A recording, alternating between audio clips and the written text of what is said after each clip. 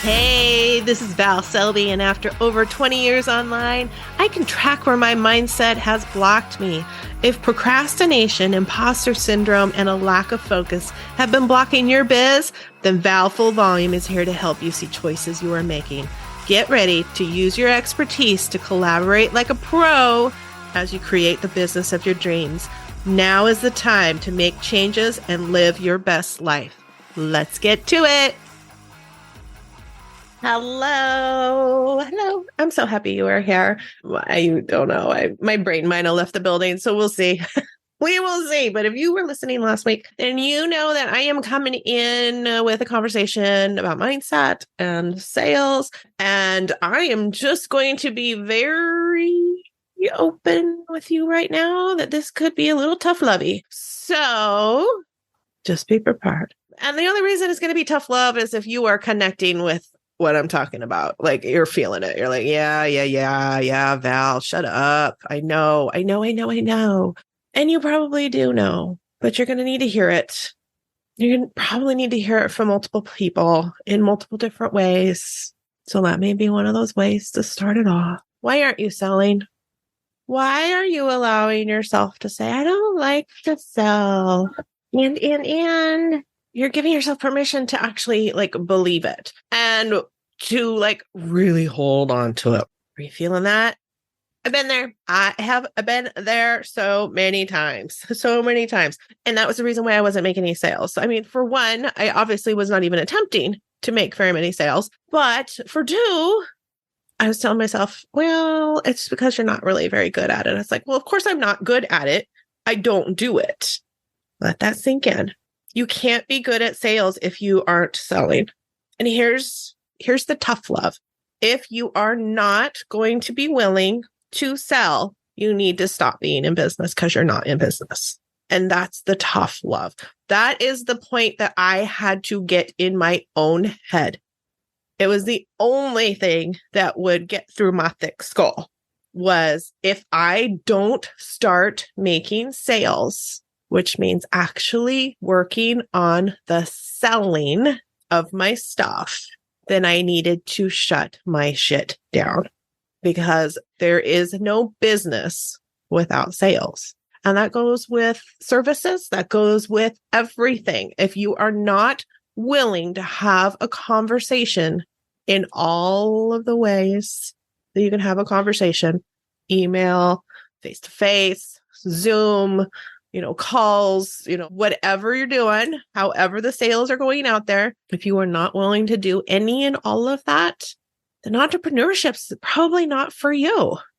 And dig into that. Dig into why you think you can have a business without doing the most important part. Because here's what I would do. I would create the most beautiful workshops ever created.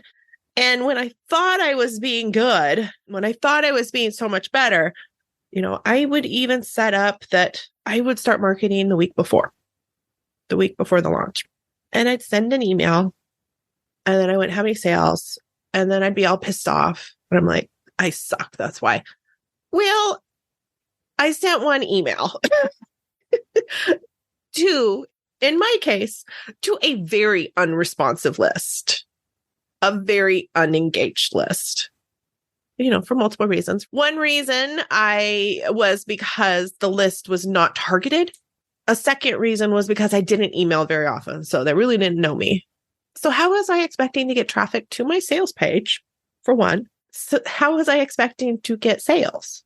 And I can remember the very specific thing that the moment when I really, really felt bopped upside the head with the fact I was absolutely doing it to myself. It was an absolute sabotage, because for me, if I didn't get that marketing part in there, if I wasn't actually doing the sales, then I couldn't fail. Then nobody can tell me that my stuff's garbage and I couldn't fail because I failed on purpose, obviously. Subconsciously, I was failing on purpose. So I had control of the fail and how the reaction would be.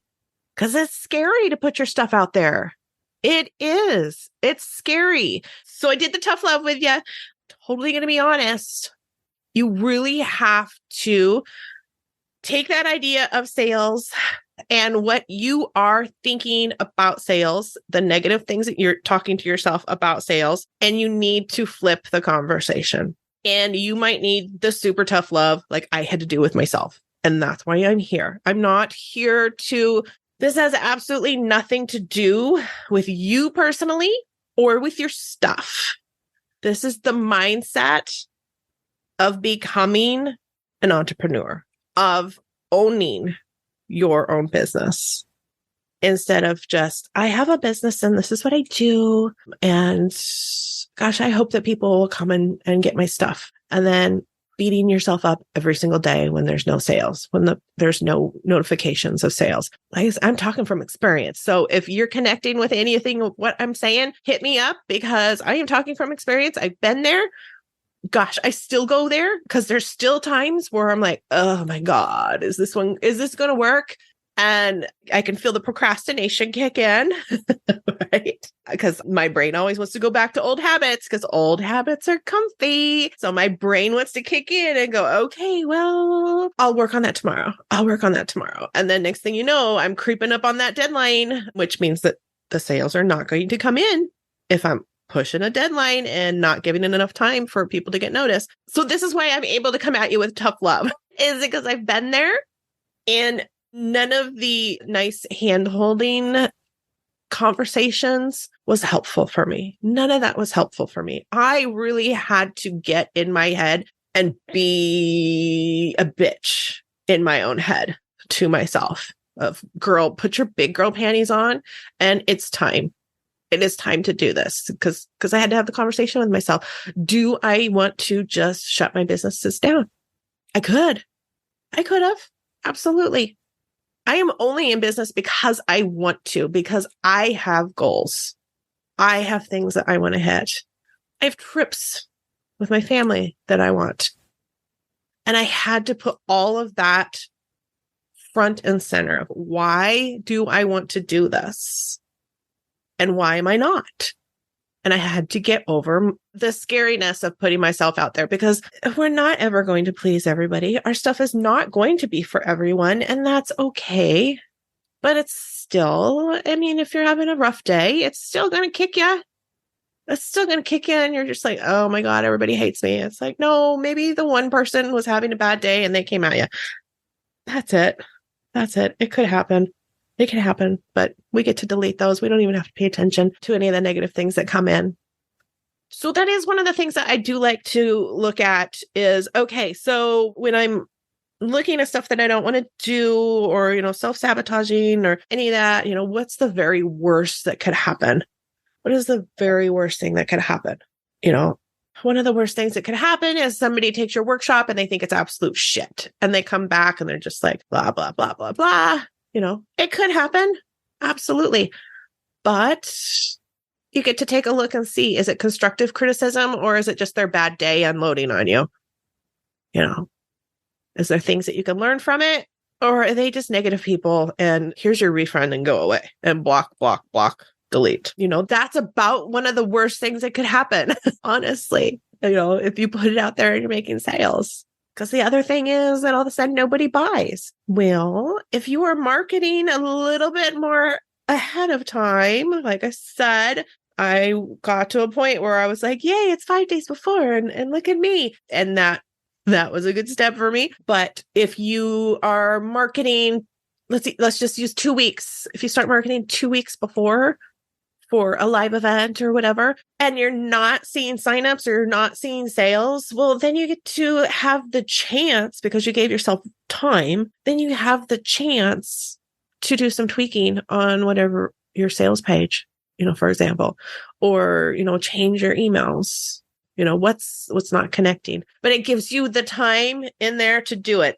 And then there's also the other thing. If it's a launch, and you plan on doing it again down the road, well, now you know that you need to really rip and tear on everything, right? Because you weren't connecting. So next time you launch, you come at it at a totally different angle because they didn't connect. Go through any of the possibilities of what the negatives are for getting out there and making sales and putting yourself out there. It's not easy.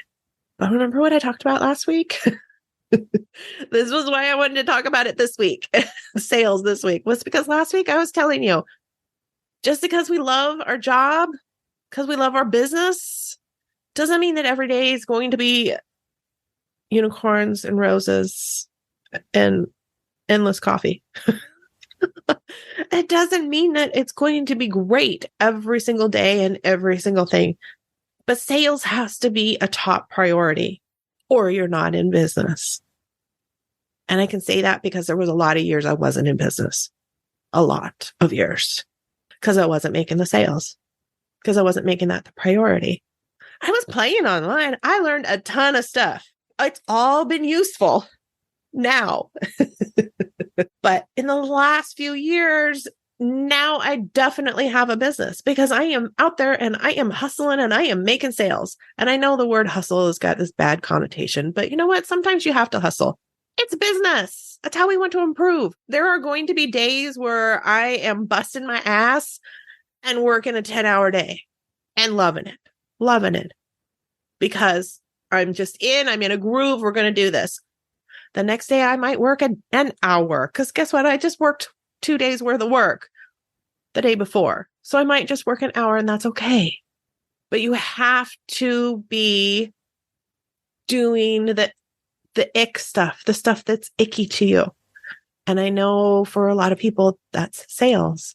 So I really want you to pay attention. I'm going to have to stop myself from saying really. I'm doing it again. I probably do this. Do we need to really count? Maybe I need to really count every podcast so I can try and improve not using the word. So I want you to pay attention to sales and what the word sales pops into your head. What feeling are you having when you hear the word sales? What is your body doing when I tell you to go make a fucking sale? What is your body doing immediately when I tell you go make a sale? Go talk to somebody and go sell something. Does your body shut down? Your shoulders up about your elbows, telling me to kiss my ass. Tell me to kiss your ass. You don't want to. I don't got to. Is it like a total gut reaction of no, I don't want to do this, and you can't make me. Pay attention. Pay attention, because you want to be a business owner, and to be a business owner, you have to bring in money. Sales bring in money. New clients bring in money. So I'll leave you with that. But get over any conversation about sales are icky. No, every single business. Nike does not care. They're not going to be in business if they don't make sales. Adidas, they don't care. Sales are not icky. Sales are the only way to keep all of those people employed. Think of it that way too. That was something that also helped. I wanted to be able to outsource more because outsourcing makes me feel good. Like to be able to pay somebody else and know that they are going to be able to pay some of their bills because I could bring them on for projects. That takes sales. That takes money. So maybe that can be part of your process to switch to sales. It's not about you. Maybe that'll help. I don't know. I don't know exactly what's going to help you because I don't know exactly what you are feeling when you think of sales and doing sales, besides maybe some fear. So, all right. So got the tough love, but I'm giving you a hug too. I want you to be in business and I want you to have a thriving business. So I want you to make sales. I want you to go make sales right now. Like go pick a product, go pick a service and go talk to somebody right now while you're feeling amped up. All right. Thanks for being here. I'll chat at you next week.